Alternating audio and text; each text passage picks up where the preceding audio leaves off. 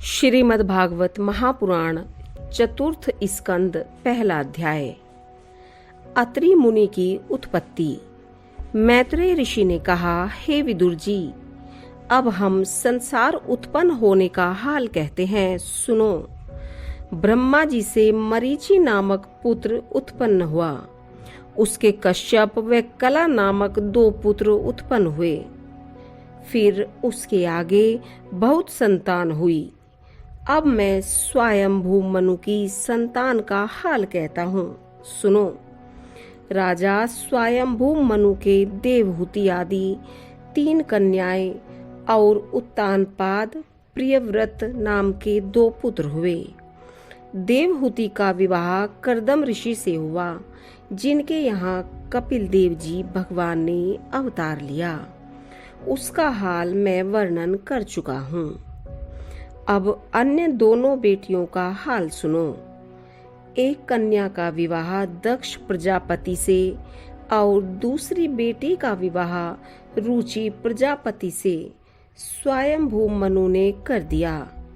रुचि प्रजापति के उस कन्या से अत्रि नाम का बेटा उत्पन्न हुआ और अत्रि से 3 बेटे हुए।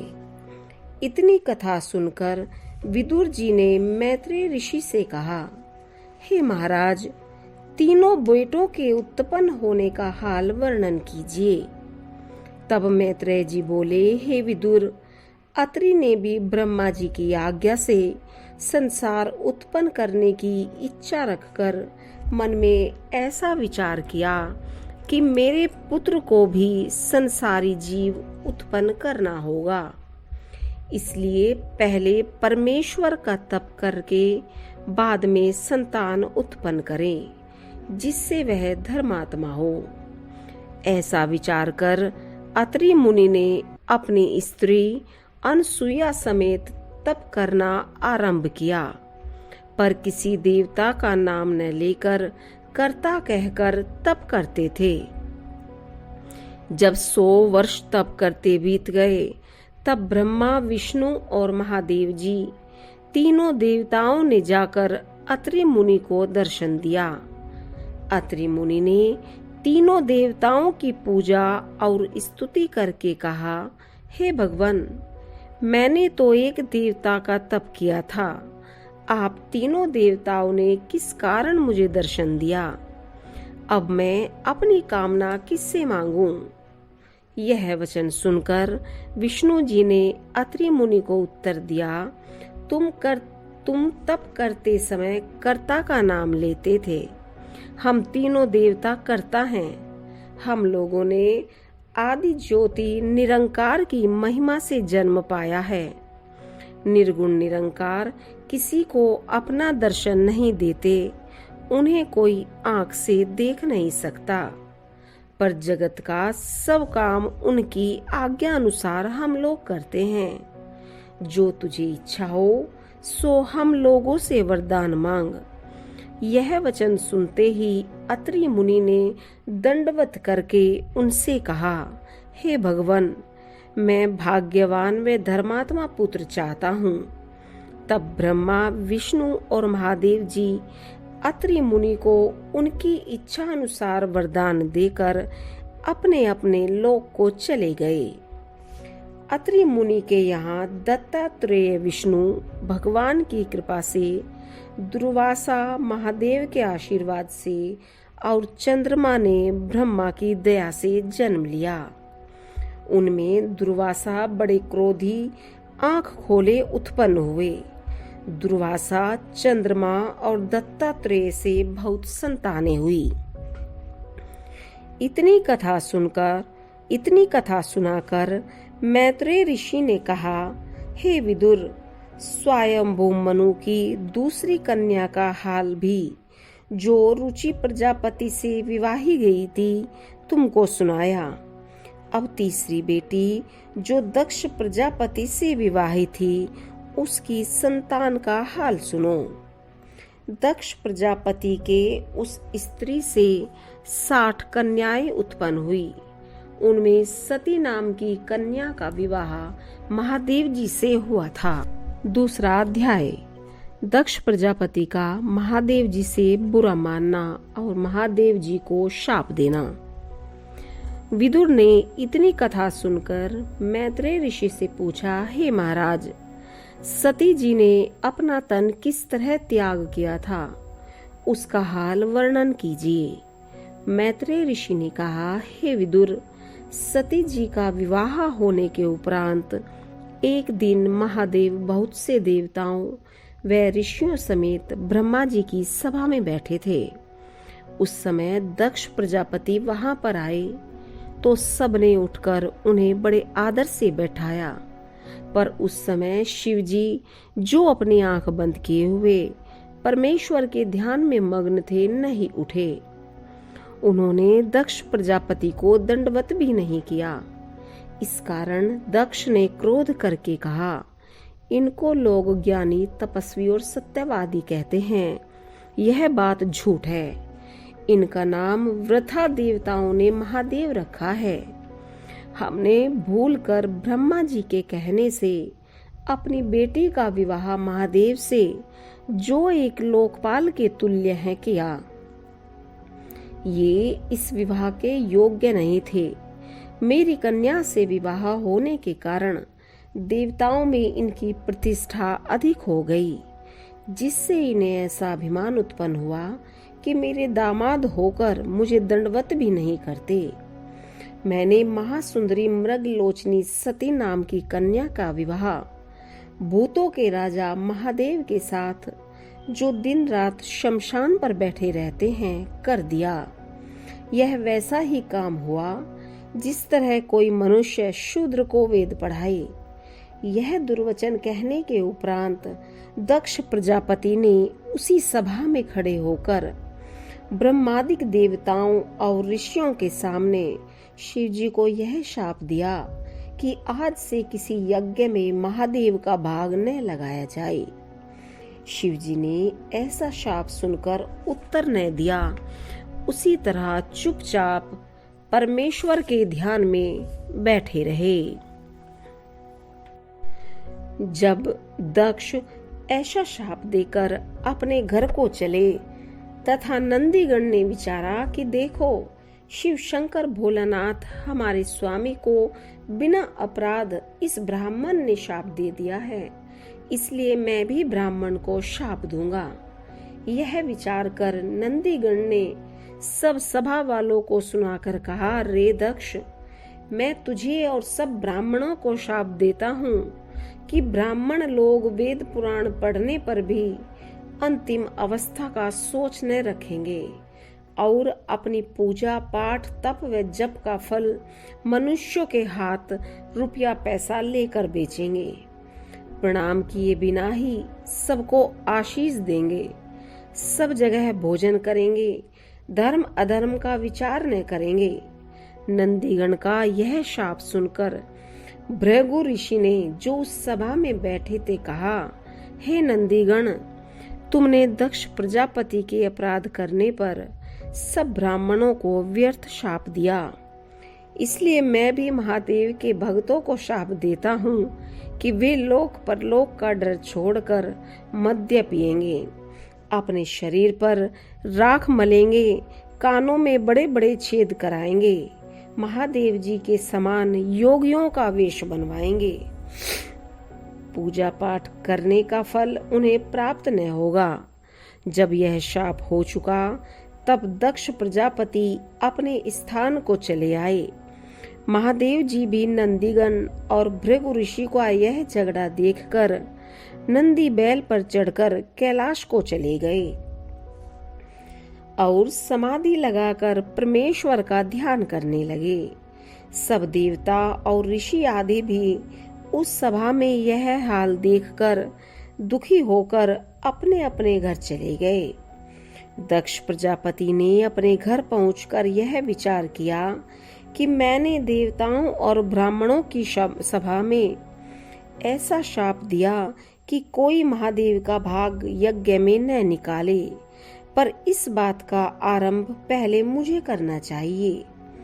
जब हम अपने घर यज्ञ करके सब देवताओं, ऋषियों और ब्राह्मणों को बुलाकर महादेव को यज्ञ में भाग न देंगे तब अधिक अपमान होगा और कोई मनुष्य भी यज्ञ में उनका भाग न निकालेगा। ऐसा विचार कर दक्ष प्रजापति ने यज्ञ की तैयारी करके सब देवताओं, दैत्यों, ऋषियों को न्योता भेज दिया। तीसरा अध्याय। सब देवता, ऋषि और गंधर्व आदि का अपने अपने विमानों पर चढ़कर दक्ष प्रजापति के यज्ञ में जाना और सती जी का कैलाश पर्वत पर से सब देखना। मैत्रेय जी बोले, हे विदुर, जब दक्ष प्रजापति के न्योता भेजने से सब देवता, दैत्य, ऋषि मुनि, ब्राह्मण, गंधर्व और किन्नर आदि अपनी अपनी स्त्रियों समेत अच्छे अच्छे गहने व वस्त्र पहनकर उत्तम उत्तम विमानों पर सवार होकर गाते बजाते उनके यज्ञ में जाने लगे, तब सती जी ने उनके जाने का शब्द सुनकर लोगों से पूछा, आज आकाश मार्ग में भीड़ दिखाई देने का क्या कारण है? यह बात सुनकर महादेव जी के गण बोले, हे माता, आपके पिता दक्ष प्रजापति के यहाँ यज्ञ है, इसलिए सब देवता और ऋषि आदि अपनी अपनी स्त्रियों सहित वहां न्योता करने जाते हैं। ऐसा सुनते ही सती जी ने उदास होकर मन में सोचा कि मेरे पिता ने अपने यज्ञ में और लोगों को तो न्योता भेजा, पर मुझे और महादेव जी को न बुलाकर हमारा अपमान किया। कदाचित कामकाज की अधिकता में भूल गए हों, सो माता पिता, गुरु व मित्र के घर बिना बुलाए भी जाना चाहिए। इसमें कुछ अपमान नहीं होता, इसलिए वहां जाकर सबसे भेंट करके वह आनंद देखना उचित है। मेरे न जाने से देवताओं की स्त्रियां वहां इकट्ठी होकर आपस में कहेंगी कि क्या कारण है जो दक्ष प्रजापति ने सती को नहीं बुलाया। इसमें हमारे माता पिता का भी अपमान है और मेरा भी। मरते समय तक इस बात का पछतावा मन में रह जाएगा। ऐसा विचार कर सती ने महादेव जी से विनय किया, हे महाप्रभु, मेरे पिता के यज्ञ में सब देवता आदि अपनी अपनी स्त्रियों के साथ लेकर नेवता करने जाते हैं। कदाचित मेरे माता पिता ने कामकाज की भीड़ में भूलकर आपको और मुझे नहीं बुलाया। वे मेरे पिता हैं, बिना बुलाए जाने में कुछ लज्जा नहीं है। वहां पर मेरी सब बहनें अपने अपने पति के साथ आएंगी। मुझे बहुत दिनों से यह इच्छा थी कि कोई उत्सव का काम मेरे पिता के यहाँ हो तो मैं भी तुम्हारे साथ वहां जाऊं। सो आप दया करके मुझे अपने साथ लिए हुए वहां चलिए। सबसे भेंट करके मुझे परम आनंद होगा। सती का यह वचन सुनकर महादेव जी ने दक्ष प्रजापति से शत्रुता होने का हाल सुनाकर कहा, हे सती, तुम्हारा पिता मुझसे शत्रुता रखता है। यदि वह मुझसे शत्रुता न मानता तो बिना बुलाए भी हम जाते। अब बिना बुलाए उसके यहाँ जाऊं और वह मेरा आदर न करे, अपना मुंह फेर लेवे या कोई दुर्वचन कहे तो इसमें अच्छा नहीं, क्योंकि तीर और तलवार के घाव मलहम से भर जाते हैं, पर जीवा का घाव जो किसी के दुर्वचन कहने से कलेजे में पड़ जाता है वह किसी तरह अच्छा नहीं होता। उसकी औषधि दुर्लभ है। इसलिए मैं तुम्हारे पिता के यज्ञ में नहीं जाऊंगा। जब शिवजी ने जाना अंगीकार नहीं किया तब सती जी विनय पूर्वक बोली, आप नहीं जाते तो मुझको आज्ञा दीजिए। अपने माता पिता के घर बिना बुलाए जाने में कुछ लज्जा नहीं है। यह वचन सुनकर महादेव जी ने कहा, हे सती, दक्ष प्रजापति अपने राज्य वह धन के मद में गर्वित है। मेरी शत्रुता से तुम्हारा भी अपमान करेगा, तब तुम बहुत दुख पाओगी, और तुम्हारा निरादर होने से मुझे भी क्रोध उत्पन्न होगा। इसलिए तुम्हारा जाना भी किसी तरह उचित नहीं है। नारायण जी की इच्छा से सती ने उनके समझाने पर भी न माना और फिर शिव जी से कहा कि मेरे न जाने पर अपनी 60 बहनों के निकट मेरा अनादर होगा। वह लोग मुझको ताना मारेंगी, इसलिए मेरा बिना वहां गए नहीं बनता। मुझे आज्ञा दीजिए तो जल्दी जाऊं। शिवजी ने ऐसा वचन सुनकर मन में विचार किया कि सती ने आज तक कोई काम मेरी आज्ञा के बिना नहीं किया था। आज यह जाने के लिए ऐसा हठ करती है और मेरा कहना नहीं मानती। इससे मालूम होता है कि वहां जाने में इसका कल्याण नहीं है। होनहार प्रबल होता है, परमेश्वर की इच्छा में किसी का वश कुछ नहीं चलता। ऐसा विचार कर महादेव जी ने सती से कहा कि जो तुम्हारी इच्छा हो वह करो। चौथा अध्याय, सती का अपने पिता के घर जाना और उसी यज्ञ में अपना तन त्याग करना।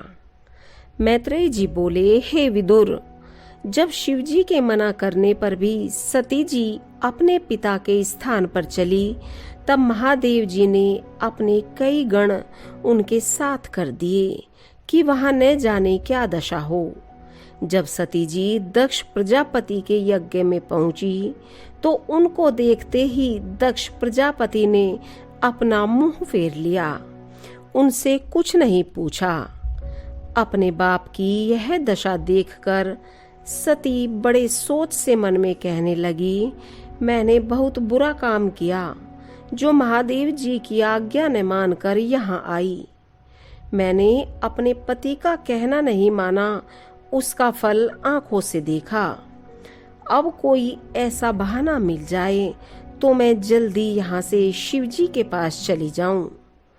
सती जी की माता के सिवा और सब स्त्रियां जो यज्ञ में आई थी, दक्ष प्रजापति के बुरा मानने से सती के साथ प्रीति पूर्वक नहीं बोली।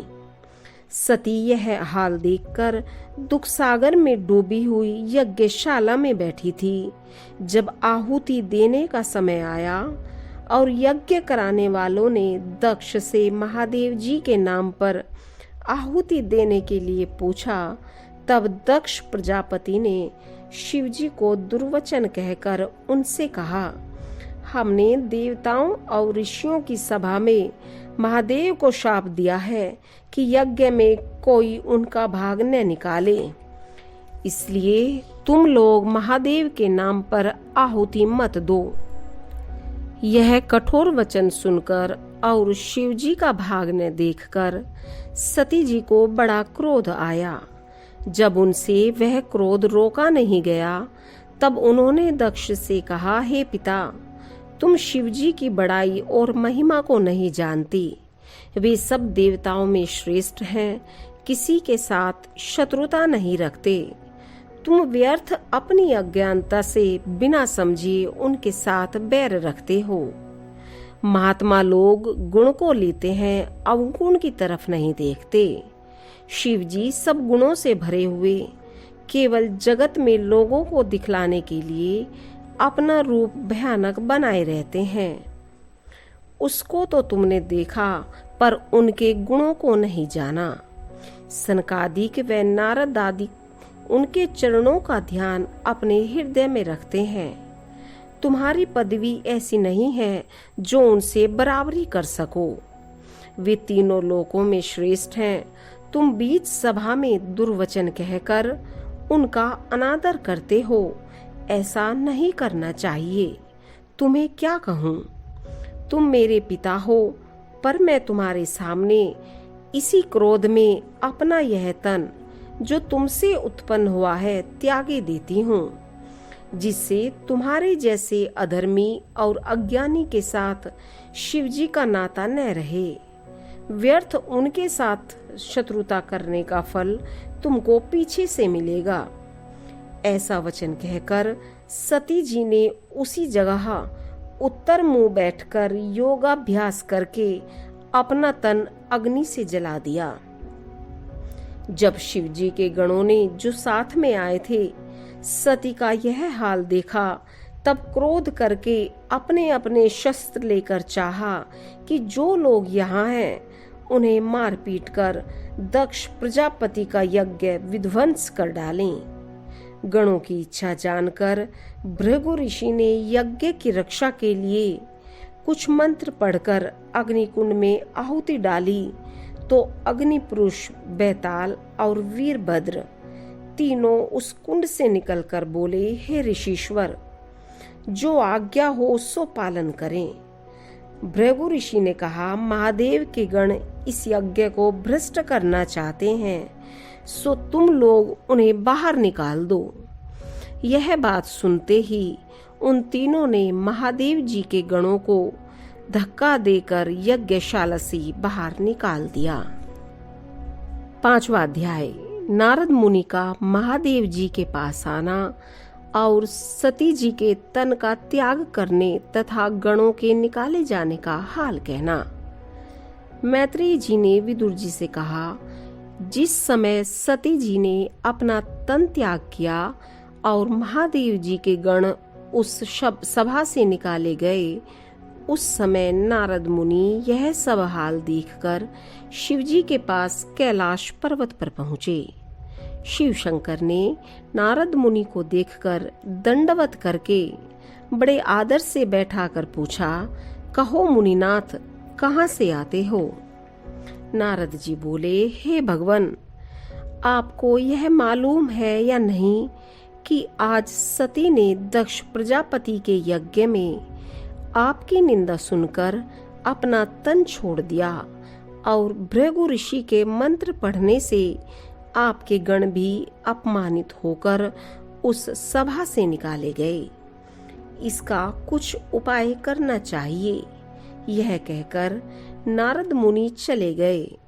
शिवजी ने सती का मरना सुनते ही क्रोधवश होकर अपनी जटाओं को पृथ्वी पर पटक दिया, जिससे वीरभद्र नामक एक महाबली गण उत्पन्न होकर हाथ जोड़कर बोला, मुझे जो आज्ञा हो सो करूं।